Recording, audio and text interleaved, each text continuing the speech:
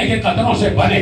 तो अब आप सब इस बात के गवाह हैं कि कोई नबी भी बगैर मौजज़ा नहीं उतरा, कोई नबी भी बगैर मौजज़ा नहीं उतरा, कोई नबी भी बगैर इल्म नहीं उतरा।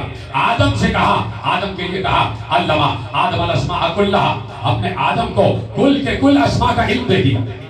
नूह को निगाह दे दी कि नूह ने कहा कि परवरदिगार, सूरह नूह में जनाब नूह की दुआ महफूज है कि परवरदिगार अब इन काफिरों को दुनिया से उठा ले। रब्बे ला तज़र अलल अर्ज़ मिनल काफिरीन दय्यारा इन्नका इन तज़रहुम युज़िल्लु इबादका वला यलिदु इल्ला फाजिरन कफ़ारा। परवरदिगार इन काफिरों को दुनिया से उठा ले। ये है नूह की निगाह। इंसान कुरान की आयतें पढ़ता तो है, उस पर गौर नहीं करता। ये नूह की नजर है, ये नूह की आंख है कि नूह की आंख ने देखा और देखकर कहा परवरदिगार इन काफिरों को दुनिया से उठा ले, इसलिए कि मैं इनकी नस्लों में देख रहा हूं कि कोई मुसलमान नहीं आने वाला।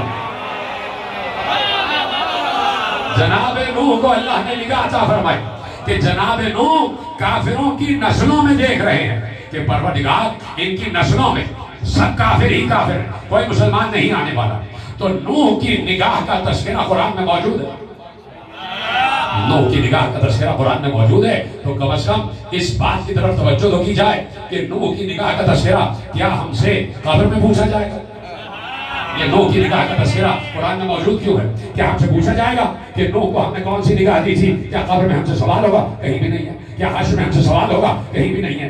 तो नूह की निगाह का तस्करा कुरान में रखा क्यों है?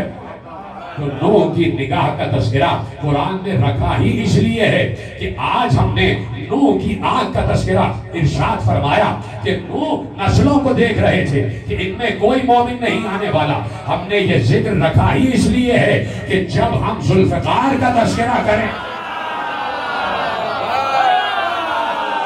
ये सलामत है कि जब हम जुल्फकार का तस्करा करें कि जुल्फकार शजरों को देख कर चलती थी कि अगर नस्लों में कोई मोमिन आने वाला है तो जुल्फकार वहां चलती ही नहीं थी।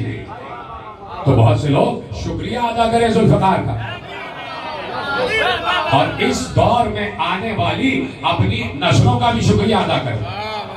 उस दौर में बच जाने वाले, तो मैंने आपके हवाले कर दिया, उस दौर में अली की तलवार से बच जाने वाले इस दौर में आने वाली अपनी नस्लों का शुक्रिया अदा करें कि अगर उनको इस दौर में ना आना होता तो वो कब का जुल्फकार का लुकमा बन चुके। अब मैंने अर्ज किया कि हर नबी को अल्लाह ने मौजज़ात अता फरमाए। नूह को भी मौजज़ा दिया, इब्राहीम को मलकूत समावात वल अर्श तक पहुंचा दिया। जनाब मूसा के लिए दरिया में रास्ता पैदा कर दिया, जनाब मूसा को यद बैज़ा अता किया, जनाब मूसा की ज़बान में असर पैदा कर दिया, जनाब मूसा के सीने को कुशादा कर दिया। दरिया में असा मार रहे हैं तो दरिया दो टुकड़े हो रहा है। जनाब ईसा को अल्लाह ने सिफत अता कर दी कि तुम मुर्दों को जिंदा करो, तुम बीमारों को शिफा दो, तुम नाबीनाओं को बीनाई दो, तुम कोढ़ी मरीजों को शिफा अता करो। तो आदम से लेके ईसा तक हर नबी को मौजज़ा अता किया। जुमला आपके हवाले करने जा रहा हूं, आदम से लेके ईसा तक किसी नबी को भी बगैर मौजज़ा नहीं भेजा।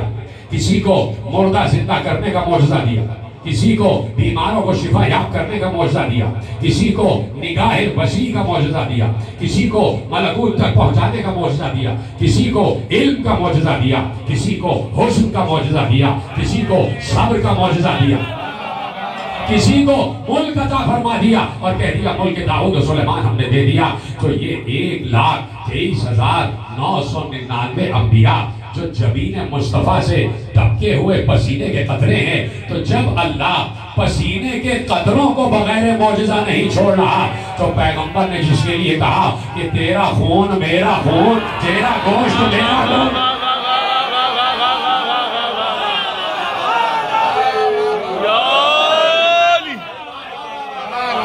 जब पसीने के कतरों को बगैर मौजज़ा नहीं छोड़ रहा तो जिसे खून कहा है नबी ने, याली लहमो का लहमी, याली दमो का दम, याली रूह का रूही, याली नफ्सों का नफ्स, याली अज़्मो का अज़्म, याली जिस्मों का जिस्म, याली अंत मिन्नी व अना मिन्का।